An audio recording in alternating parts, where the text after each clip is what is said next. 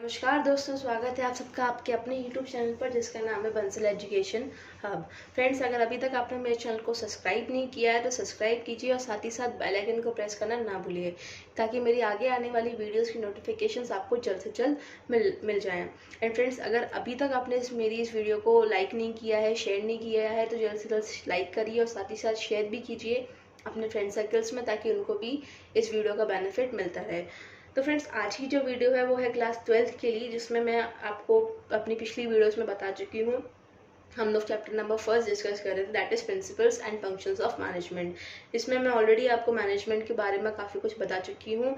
मैंने आपको मैनेजमेंट के फीचर्स और ऑब्जेक्टिव्स भी बता दिए हैं। तो आज जो हमारा टॉपिक है उसको हम स्टार्ट करेंगे, दैट नेचर ऑफ मैनेजमेंट। तो बिना टाइम वेस्ट करते हैं अपना टॉपिक स्टार्ट करते हैं, that is nature of management.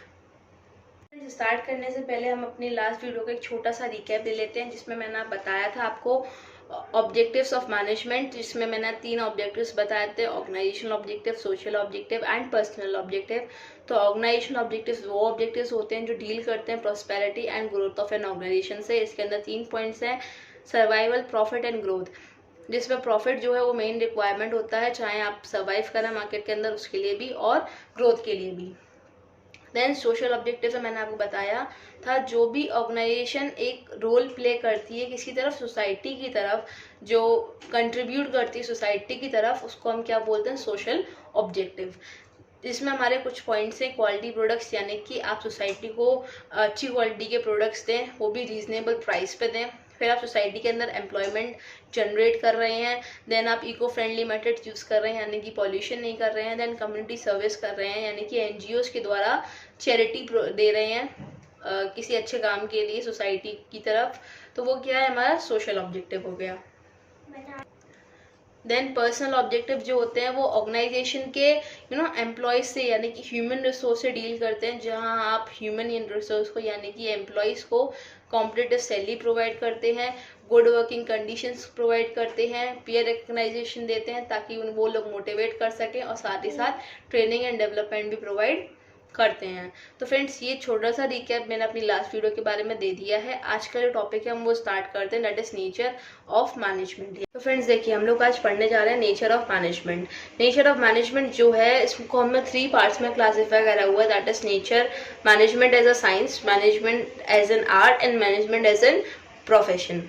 देखिए, ये इसलिए बोला गया है क्योंकि काफ़ी सारे ऑथर्स ने मैनेजमेंट को बोला है कि मैनेजमेंट साइंस है, और काफ़ी सारे ऑथर्स ने ये बोला है कि मैनेजमेंट आर्ट है, और वहीं काफ़ी सारे ऑथर्स ने ये बोला है कि मैनेजमेंट जो है वो प्रोफेशन है। ठीक है, देखिए मैनेजमेंट एज एन साइंस क्या होती है। तो साइंस के बारे में पहले हम जानते हैं, क्योंकि हम जानते हैं मैनेजमेंट क्या है तो हमें पता करना है साइंस क्या होती है। तो देखिए, साइंस क्या होता है। Science can be defined as a systematic and organised body of knowledge based on logically observe finding facts and events, यानी कि लॉजिकली जो फैक्ट्स होते हैं उस पर बेस करती है, साथ ही साथ ये सिस्टमैटिक बॉडी ऑफ नॉलेज भी प्रोवाइड करती है, systematic and organised body of knowledge. अब देखिए, साइंस के जो फीचर्स हैं वो 3 टाइप्स के फीचर्स हैं इसके: systematic body of knowledge, principles are based on experiments and universal validity. तो अब हम इन फीचर्स को देखेंगे कि ये जो फीचर्स है ये मैनेजमेंट में मतलब फिट बैठ रहे हैं, नहीं बैठ रहे, मैनेजमेंट के अंदर इंक्लूड हो पा रहे हैं, नहीं हो पा रहे, उसके अंदर एप्लीकेबल हो पा रहे हैं कि नहीं हो पा रहे। तो देखिए, सिस्टमैटिक बॉडी ऑफ नॉलेज क्या कहता है, यानी कि एक ऑर्गेनाइज स्टडी मटेरियल, एक ऑर्गेनाइज स्टडी मटेरियल साइंस जो है वो प्रोवाइड करती है, यानी कि आपको प्रॉपर साइंस के ऊपर बुक्स मिलेंगी, एक अच्छा सा ऑर्गेनाइज्ड मटेरियल मिलेगा। लाइक अगर आप कुछ चाह रहे हैं तो आपको हर टॉपिक के ऊपर बुक्स अलग अलग प्रोवाइड करी जाती हैं, तो यानी कि एक स्टडी मटेरियल प्रोवाइड करा जाता है साइंस में। ठीक है, सेम टू सेम वैसे ही मैनेजमेंट में भी एक ऑर्गेनाइज स्टडी मटेरियल को प्रोवाइड करा जाता है। मैनेजमेंट के ऊपर भी डिफरेंट बुक्स हैं। ठीक है, तो ये जो पॉइंट है वो प्रेजेंट है, प्रेजेंट इन मैनेजमेंट, इंक्लूड हो रहा है मैनेजमेंट के अंदर। ठीक है, एप्लीकेबल भी हो रहा है मैनेजमेंट के अंदर, यानी कि साइंस का ये फीचर फुली एप्लीकेबल है मैनेजमेंट के अंदर। अब देखिए हमारा सेकंड पॉइंट क्या है, principles are based on experiments, यानी कि साइंस के जो प्रिंसिपल्स हैं वो एक्सपेरिमेंट्स के ऊपर बेस करते हैं। तो हाँ बिल्कुल करते हैं, साइंस के हर एक प्रिंसिपल एक्सपेरिमेंट्स के द्वारा ही ड्राइव्ड हुआ है। In the same way management के जो प्रिंसिपल्स हैं वो भी एक्सपेरिमेंट से ही ड्राइव्ड हुए हैं, लेकिन इसमें डिफरेंस क्या है, जो मैनेजमेंट है क्या है, मैनेजमेंट है वो ह्यूमन बिहेवियर से डील करती है, किससे डील करती है, ह्यूमन बिहेवियर से। लेकिन साइंस ह्यूमन बिहेवियर से डील नहीं करती। अब देखिए ह्यूमन बिहेवियर से डील करना अलग क्यों है, क्योंकि ह्यूमन बिहेवियर डिफर करता है, पर्सन टू पर्सन डिफर करता है, टाइम टू टाइम डिफर करता है, कब ह्यूमन का क्या करे पता नहीं। तो ह्यूमन बिहेवियर चेंजेबल होता है कि नहीं होता। इसीलिए जो मैनेजमेंट है कि जो प्रिंसिपल्स हैं उसको हम अपने अकॉर्डिंग से चेंज कर सकते हैं। क्या कर सकते हैं, चेंज। तो ये जो प्रिंसिपल है, ये जो फीचर है साइंस का, ये मैनेजमेंट के अंदर पार्शियली प्रेजेंट है, पार्शियली प्रेजेंट है, फुल्ली प्रेजेंट नहीं है। ठीक है। देन हमारा थर्ड पॉइंट है यूनिवर्सल वैलिडिटी। अब देखिए यूनिवर्सल वैलिडिटी क्या है, जो साइंस के प्रिंसिपल्स हैं वो चेंजेबल नहीं है, वो चेंजेबल नहीं है, इसलिए उनकी यूनिवर्सल एप्लीकेबल हो जाते हैं, यूनिवर्स में एप्लीकेबल है। आप कहीं पे भी जाओ, न्यूटन्स के लॉ एप्लीकेबल हर जगह होंगे। लेकिन मैनेजमेंट के जो प्रिंसिपल्स हैं वो चेंजेबल है। क्यों चेंजेबल है, क्योंकि वो ह्यूमन बिहेवियर से डील करते हैं और ह्यूमन बिहेवियर चेंजेबल होता है।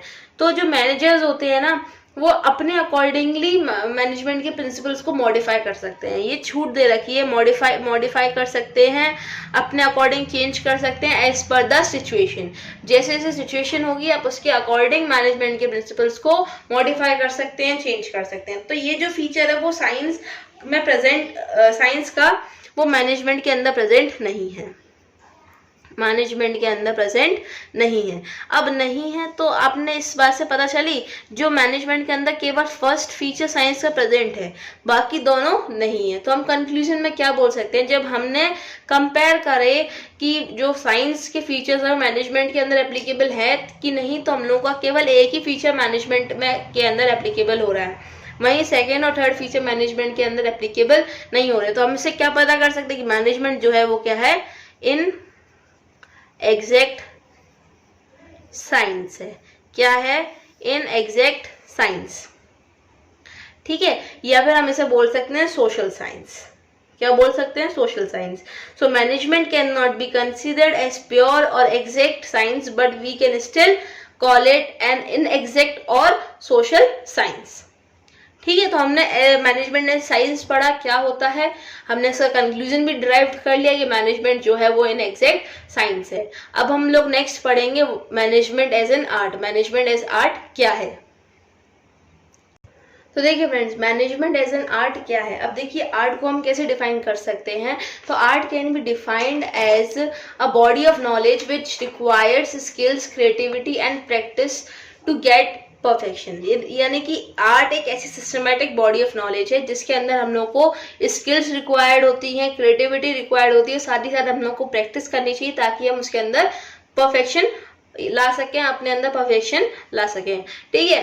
तो देखिए फीचर्स क्या क्या हैं आर्ट के, जो कि systematic body of knowledge, personalise application, based on practice and creativity.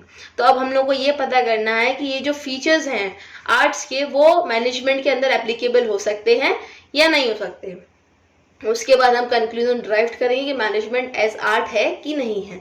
तो देखो फर्स्ट पॉइंट हमारा साइंस के मैनेजमेंट है साइंस के फीचर से मिलता जुलता है, that is systematic body of knowledge. तो मैंने आपको बताया था कि साइंस भी systematic body of knowledge provide करता है और मैनेजमेंट भी systematic body of knowledge provide करता है, वहीं आर्ट्स भी systematic body of knowledge provide कर रहा है। यानी कि साफ साफ पता चल रहा है कि ये जो फीचर है वो प्रेजेंट है मैनेजमेंट के अंदर, हम इसे एप्लीकेबल कर सकते हैं मैनेजमेंट में। लेकिन आप ये याद रखिए, यहाँ जो सिस्टमेटिक बॉडी ऑफ नॉलेज की बात हो रही है, ये कौन सी नॉलेज की बात हो रही है, थ्योरेटिकल नॉलेज की बात हो रही है। साइंस उसमें प्रैक्टिकल नॉलेज भी इंक्लूड होती है, लेकिन यहाँ पर आर्ट्स में केवल थ्योरेटिकल नॉलेज की बात हो रही है। देन हमारा सेकेंड पॉइंट जो है वो है पर्सनलाइज एप्लीकेशन। अब देखिए पर्सनलाइज एप्लीकेशन क्या होता है, आर्ट्स में केवल थ्योरेटिकल नॉलेज इनफ तो नहीं है, मतलब ये थोड़ी ना होता है कि आपने थ्योरेटिकल पढ़ लिया और बस हो गया खत्म, तो कहीं ना कहीं हम लोगों को थियोरेटिकल नॉलेज के अलावा भी अपने पर्सनल स्किल्स और क्रिएटिविटी डालनी पड़ती है ताकि हम परफेक्शन ला सकें। ठीक है, फॉर एग्जाम्पल आप ये देखिए आज के टाइम पर मार्केट में काफी सारी म्यूजिक के ऊपर बुक्स अवेलेबल हैं, पेंटिंग के ऊपर बुक्स अवेलेबल है। तो क्या आप केवल उन बुक्स को पढ़ के ही पेंटर या सिंगर बन जाएंगे? नहीं बन पाएंगे। आप लोगों को कहीं ना कहीं अपने अपने स्किल्स को यूज करना पड़ेगा, अपनी क्रिएटिविटी को यूज करना पड़ेगा ताकि आप उसमें परफेक्शन हो सके। In the same way management के ऊपर भी काफी सारी बुक्स अवेलेबल है मार्केट के अंदर, लेकिन हम लोग को कहीं ना कहीं अपनी पर्सनल स्किल को यूज करना पड़ेगा। पर्सनल स्किल और क्रिएटिविटी को यूज करना पड़ेगा, तभी तो जाके हम लोग उसके अंदर परफेक्शन ला पाएंगे। यानी कि जितने भी मैनेजर्स हैं उन्होंने बेशक सारे थ्योरेटिकल नॉलेज ली हो, मैनेजमेंट के प्रिंसिपल्स पढ़े हो, लेकिन कहीं ना कहीं उनको भी अपने स्किल्स को और क्रिएटिविटी को यूज करना पड़ता है ताकि वो अपने काम के अंदर इफिशियंसी ला सकें। ठीक है, तो ये वाला फीचर भी मैनेजमेंट के अंदर एप्लीकेबल हो रहा है, आर्ट का हो रहा है कि नहीं हो रहा? आपको पर्सनल स्किल्स मैनेजमेंट में भी चाहिए, साथ ही साथ आर्ट्स में भी चाहिए। अब देखिए, based on practice and creativity, आपने बुक्स पढ़ ली, आपने स्किल्स डेवलप कर ली, लेकिन जब तक आप प्रैक्टिस नहीं करेंगे तो आप उसमें परफेक्शन बन जाएंगे? नहीं बन पाएंगे।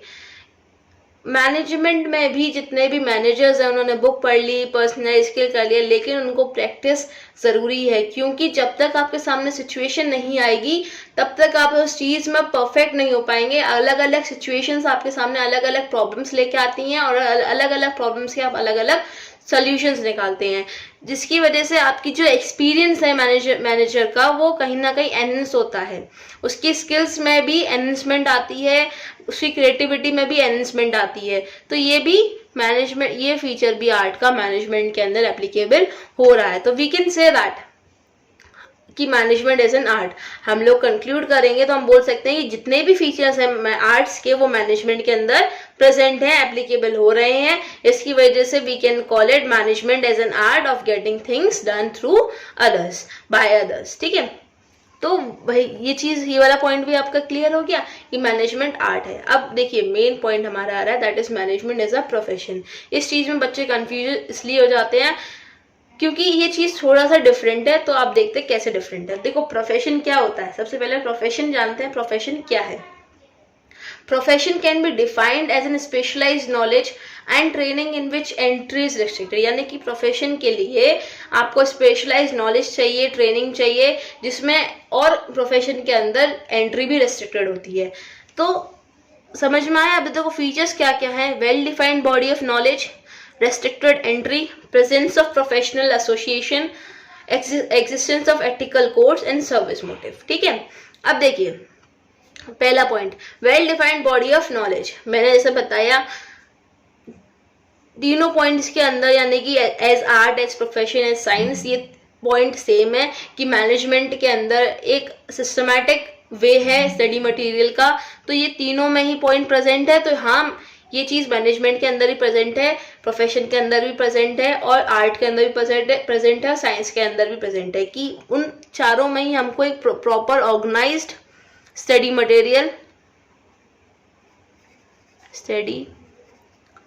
मटेरियल मिलता है। ठीक है, तो यानी कि ये जो फीचर है प्रोफेशन का वो मैनेजमेंट के अंदर एप्लीकेबल हो रहा है।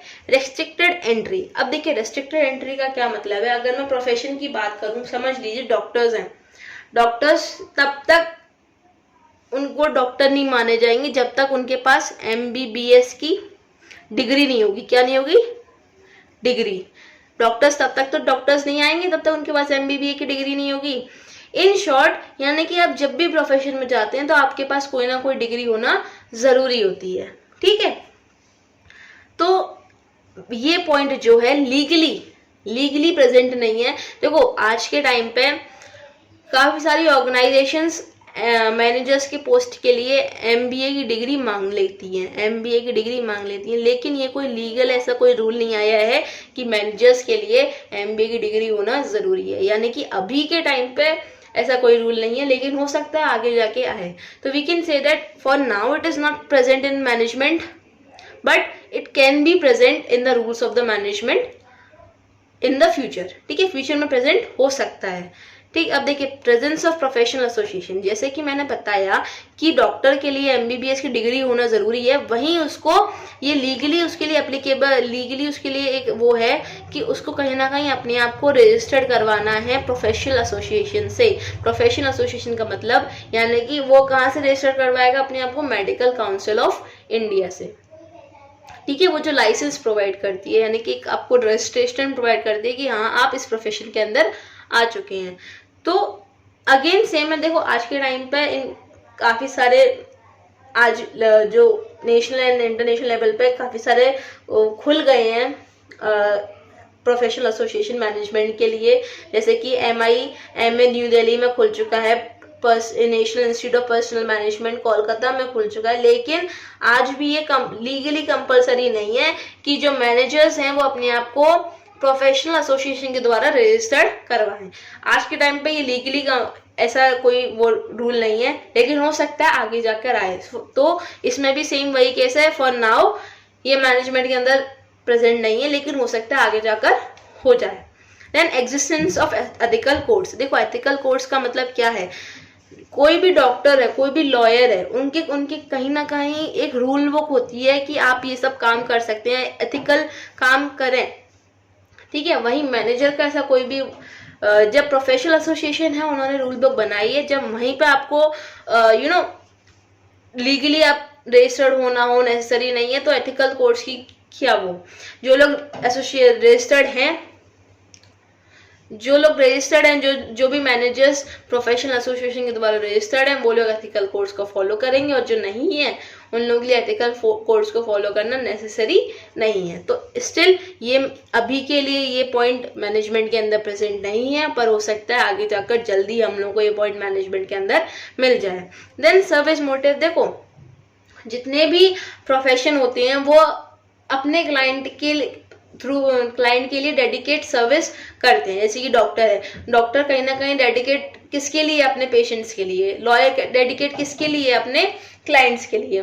तो क्या है, वो सर्विस कर रहे हैं। लेकिन मैनेजमेंट का मेन गोल क्या होता है, मैनेजमेंट का मेन गोल क्या होता है कि अपने गोल को अचीव करना, अपने गोल को अचीव करना, ऑर्गेनाइजेशन गोल को अचीव करना। वो सर्विस मोटिव करता ही नहीं है। लेकिन आज के टाइम पर मार्केट में कंपटीशन इतना हाई है कि कहीं ना कहीं हम बिना सर्विस मोटिव के अपनी ऑर्गेनाइजेशन को लॉन्ग टाइम के लिए मार्केट में सर्वाइव नहीं कर पाएंगे, प्रॉफिट नहीं कमा पाएंगे। और आज के टाइम के लिए बिजनेसमैन के लिए ये इंपॉर्टेंट हो गया है वो इकोनॉमिकल ऑब्जेक्टिव के साथ साथ सोशल ऑब्जेक्टिव भी फॉलो करे, अगर उसको मार्केट में अपनी अच्छी गुडविल बनानी है और अच्छा लॉन्ग टाइम के लिए सर्वाइव करना मार्केट के अंदर, तो ये नेसेसरी हो गया है। तो ये पॉइंट भी आज के टाइम पे मतलब अभी तक मैनेजमेंट के अंदर नहीं आया है, लेकिन हो सकता है आगे जाके आए। तो हम लोग क्या कंक्लूड कर सकते हैं, that management is on the path of becoming a profession। अभी तक प्रोफेशन नहीं बना है मैनेजमेंट, लेकिन हो सकता है आगे आने वाले टाइम पर मैनेजमेंट जो है वो प्रोफेशन बन जाए। ठीक है, तो फ्रेंड्स आज के लिए इतना ही। आई होप सो ये टॉपिक आपको एक्सप्लेन अच्छी तरह मैंने करा हो और आपके कोई भी जितने भी डाउट्स हो इस टॉपिक को लेके मैंने क्लियर करे हो। और अगर अभी भी आपके दिमाग में कोई भी डाउट है तो आप मुझसे कमेंट सेक्शन में पूछ सकते हैं। And friends keep supporting me, क्योंकि आप लोग जब तक मुझे सपोर्ट करेंगे मैं आपके लिए ऐसी वीडियोस और लेके आती रहूंगी। Please subscribe my channel and like my videos. Thank you.